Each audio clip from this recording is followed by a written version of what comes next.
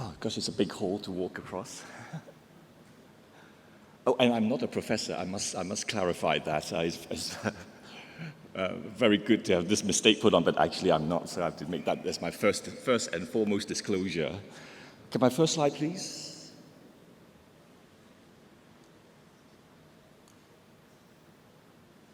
Okay, so we've been talking endlessly about bronchoscopy the last few days, and I guess these are my relevant disclosures. I guess, there's a lot of talk about why bother doing it bronchoscopically, and the argument has for a long time about pneumothorax because the endobronchial approach avoids pneumothorax. But actually, I think, we're dealing with cancer. The thing that, my radiologist said, who cares about the pneumothorax? I'll just shove a drain in. What matters is cancer. And does the tube route actually make any difference? And actually, the argument I'd use for doing a transbronchial approach is because if you do a transthoracic approach for stage 1 lung cancer, the chances of getting a pleural recurrence is 2.5 times higher than a patient who has a transthoracic biopsy. And to me, this is a much more powerful argument for doing things diagnostically or therapeutically by bronchoscopy. And we've talked about 101 different techniques to get to the nodules here. What we are missing is the last bit. You are at the tumor, so why don't you blast it off?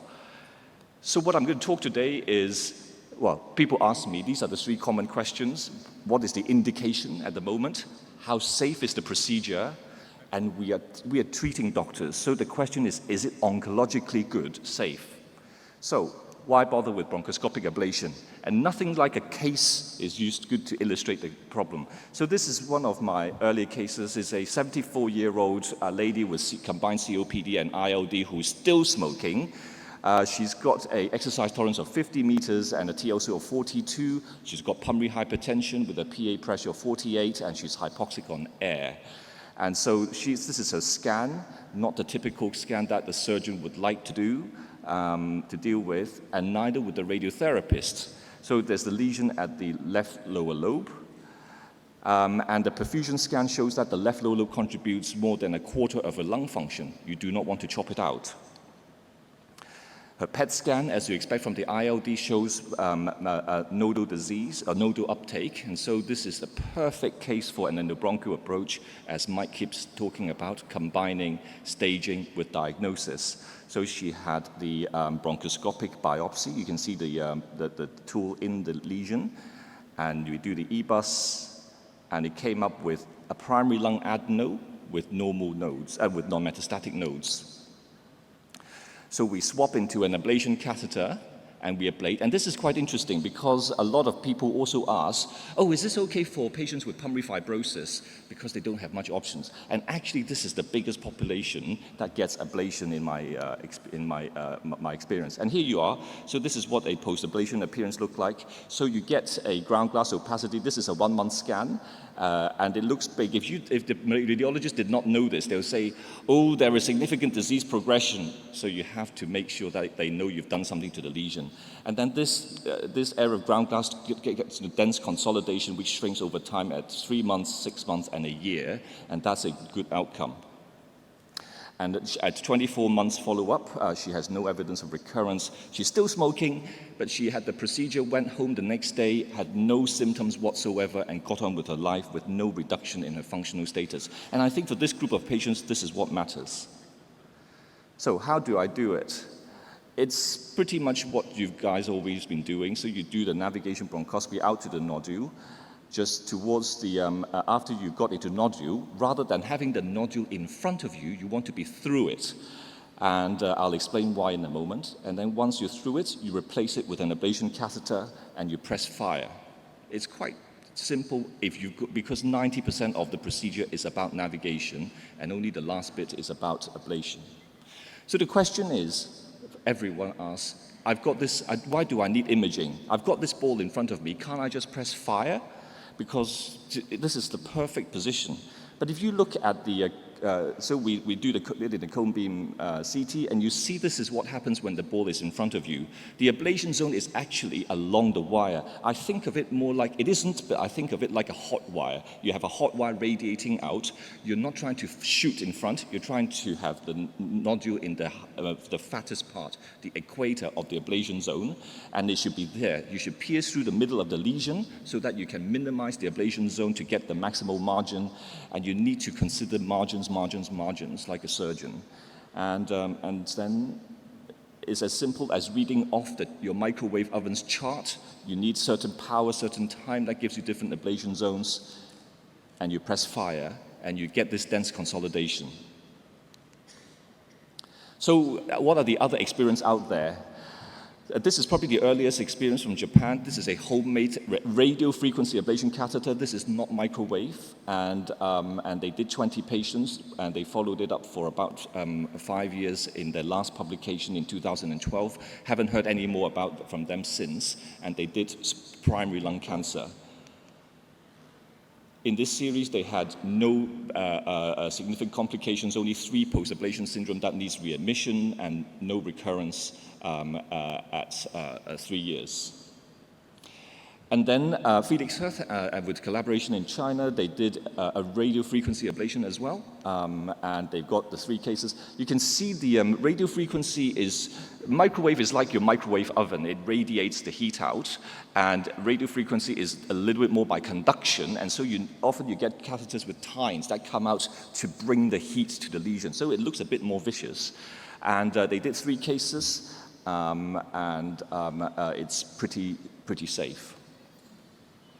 Kelvin has probably the largest experience in the world. He ablated now over 120 cases, and a lot of them are ground glass opacities. So this is one of his earlier publications. There are 30 nodules in 25 patients, but I think it illustrates an important point about how you look at these data. So you see from there, half of the patients had no tissue diagnosis, and of the half patients who have tissue diagnosis, a third of them were just atypical cells. And they then report there's no disease progression, but you can't have disease progression when you don't actually know what the disease is. And it's very important that I strongly believe you need tissue confirmation when you do the ablation, because your follow-up is meaningless otherwise. It's not even just for primary lung cancer or METs. If it's a carcinoid, the progression is much smaller, so you need to define the group. So in our experience, until recently, we've ablated. It's nearly 5 years since we did it. We did 93 nodules in 69 patients. Our predominant practice, 2/3 of them are metastatic disease. The group of patients who have primary lung cancer, they really are very few, because to me, we're trying to offer a curative treatment, and this is not proven in its efficacy. And you can see here we have the highest or second highest resection rate in the country. So unless they really can't breathe, they will get surgery. So for the primary lung cancer, it's interesting, we have a disproportionate high proportion of carcinoid. Because carcinoid is a slow-growing tumor, so in a slightly higher risk patient, the risk-benefit ratio favors a less aggressive treatment. A typical patient is like the one I did before. This is one I did before Christmas. This is a patient on home oxygen with a TLC of 31%. And these kind of patients are previously rejected by surgeons and rejected by the radiotherapists. There you go, there's the nodule there, and it's a proven adeno. Oligometastatic is a bigger basket of cases, mainly because the survival advantage of surgery is not determined by cure. They're already stage 4, so they've got stage 4 cancer prognosis. So the times when I do it is when I think surgery isn't favorable. So an example would be here. So I've got 4 metastases in this colon metastasis, with 3 of them, the red arrows are all in the same lobe. By the time you chop 3 chunks out of the right lower lobe, of which some of them are very deep, you won't have much lobe left. That's not worth it for metastatic disease. So I would favor ablating these instead. Another one is position of the lesion. So if the lesion is in the middle of the lobe and between 3 segments, to remove this metastasis would mean removing the whole lobe, which makes no sense. Whereas the other one is close superior and easily done by surgery. So to me, you have to use the right tools for the right lesion. And the right tool for here is surgery, because it's accessible near the surface of the lung. The right tool here is not to remove the whole lobe. And so we did, on the same sitting, ablated this side, flipped the patient over, and did a wedge of that met. And this is a 1-month scan. And it just happens that they're on the same level, so you can see both. Okay, the next question that people always ask is this procedure safe? So this is our first 30 cases in the NAVABLADE trial. These are patients who have histologically confirmed cancer but not declined or can't have surgery or radiotherapy. It's only a safety study, so only 30 days follow-up. 2/3 of them were primary lung cancer, and 10 were metastases. The first thing to notice is the procedure time is over 2 hours. It's a quite tricky procedure. Mike Pritchett was there for the first case. He'll remember we'd done about 20 CT scans to try to get into the correct position. Positioning is everything, and I'll explain to you why. And the important thing, if you look at SBRT, if you look at surgery, is about grade 3 or above complications. And the grade 3 or above complications is 13%, which is very favorable. SBRT is about 10%. So we're down to that kind of level. So in my practice, so in the 93 cases, we've also had 8 grade 3 complications, so that makes it 10%. We have 2 pneumothoraxes, we had infected cavities, and a phrenic nerve ablation. So I'll just quickly take you through what happens when things go wrong. So this is me being silly. So this is a lesion here. This is a gentleman with heart failure. You can see there's a CRT device there, and I've done a lung resection. He's also had a carcinoid ablated because carcinoid is relatively indolent. And then on the follow-up, as typical for these things, on the follow-up of his ablation zone, he popped up this new nodule. And why would a typical carcinoid throw off a metastasis? Anyway, so we biopsied it, and it came back as a primary lung adeno. And then I got to this point, and I thought, oh, I got away with biopsying it and not puncturing the pleura and giving a pneumothorax, so why don't we go and ablate it? So there's the ablation catheter. You can't push it to chest wall, so you're limited to having it quite close to the front of the lesion. And when I did the ablation, this happened. And it's the contraction of the tissue you burn that pulled the lung through. And you can see here, the ablation catheter has now been pushed out. Nothing was pushing it, it's just popped out because the lung was pulled in. And very luckily, when I removed it, there was no pneumothorax. But as you would expect, and it's typical of these kind of situations in ablation, the track dies and retracts, and this is his 1-month CT. So he presented with the pneumothorax not 1 day later, but 1 month later. And the other case is very similar as well, and that's something to be aware of. If you try to ablate something which is quite central, and here we have something in a subsegmental bronchus of the anterior segment ablated, you can see if you do it quite centrally, the bronchus contracts, and then it becomes the nose, and you get a distal consolidation of the lung.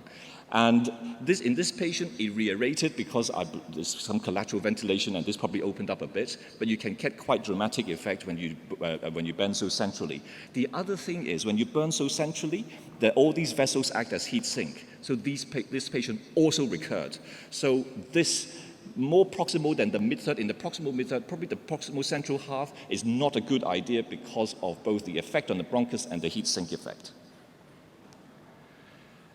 This is quite a standard, beautiful lesion for ablation. It is surrounded by lung, it's very discreet, easy to do.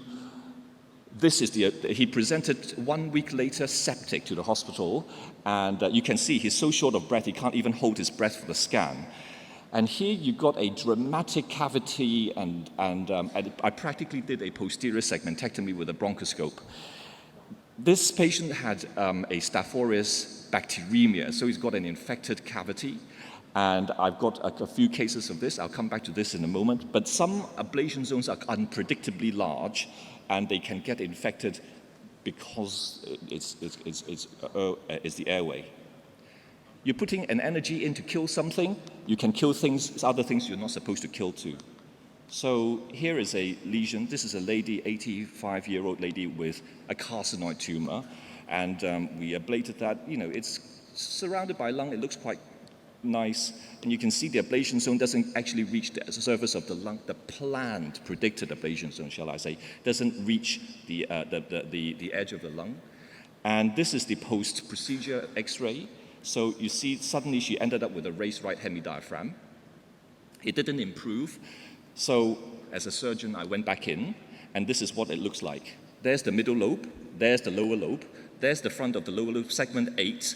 You can see this is the mediastinum. There's the phrenic nerve running on the pericardium, and that's where this adhesion is stuck. So the phrenic nerve wasn't ablated, but the phrenic nerve arborization when it goes to diaphragm was ablated, and that was the end of that phrenic nerve. So she had to have a diaphragm plication. How effective is it? Now, this is a very heterogeneous group of disease, so there's no point looking at overall survival. People keep saying you need to report overall survival. Yes, you can report overall survival, but for the defined disease type. So you have to say this is primary lung cancer, not carcinoid, or this is colorectal metastasis. But even within the lung cancer, the primary lung cancer cohort, this is a very high-risk group which is not going to behave like your normal stage 1 disease. So I'm only looking at local control. So this is a case where there's a colorectal metastasis. To look at the ablation zone, I looked at the vessel pattern, so you can see that it forms a square there. There's a lesion and then 3 vessels. And the ablation zone reached all 3 vessels, so I've completely covered it. And you do the follow-up, and follow-up, and that all looks good. And then suddenly, at 1 year and a half, you get this hump. And this hump, the Mickey Mouse ear, is a sign that it has recurred, and it's hot on PET. So we went back in, and it biopsied it. It's confirmed colorectal met, but you can then re-ablate it. And that's the beauty of this procedure, is that you can go back to it and you can re-ablate it, unlike SBRT. And you can see here the ablation zone covering that ear, and that over that time, it can regress. So it's interesting. This illustrates the benefit of the bronchoscopic approach to treating these lesions. You can fine-touch the lesion afterwards. But in this, we presented this last year in ERS, the local recurrence rate, the nodule local control rate is actually only about 70%, and this is inferior to SBRT, is inferior to surgery. Why is this? I think the fundamental problem is at the moment we don't have a technique to completely control our positioning, and you end up with an eccentric ablation zone. You can plan to your heart's content, but how the ablation zone turns up doesn't always fit the plan because of the thermal properties of the lung and the respiratory movement. And you can see the ablation zone is a bit more distal and a bit more anterior than I expected, and that's not good. And I mean, at the moment there are 2 trials going on. Positioning the catheter would probably be improved by robotics, and Felix is doing a trial, and Kelvin is doing a trial with Monarch. So there's some interesting data coming out to see if we can better position the ablation catheter and control it and fix it so that you can control the ablation zone. The other thing is the ablation zone is really very unpredictable, and this is an internal control. So this patient had a colorectal met who had ablation. This is 1 month, this is 3 months. The tumor recurred here, so I then went back and re-ablated 1 month, 3 months. Same lesion, same patient, same lung. 2 completely different CT series. Why does the lung behave so differently the second time to the first time? These are all very difficult questions to answer. So I think, 3 years ago at the SAB, I was presenting with Mike a presentation called Are We Ready for Prime Time? Microwave ablation. And I think there are so many variables here that needs refining. We're not quite ready for it, but we need much, much more people to do it to get evidence and refine the technique. So in summary, it is a good technique. We have been able to offer it to patients who can't have any other treatment or would have had much more invasive treatment for their mets. The series all seems to show that the grade 3 complication rate is about 10%. Recurrences in my hand is higher than I'd like, but that's probably because of my positioning ability. Isolated local recurrences can be re-ablated, and this is a very attractive proposition. And this is one of the synchronous ablation followed by wedge resection of another met, which shows you what an ablation zone looked like 5 minutes after you ablated it. Thank you.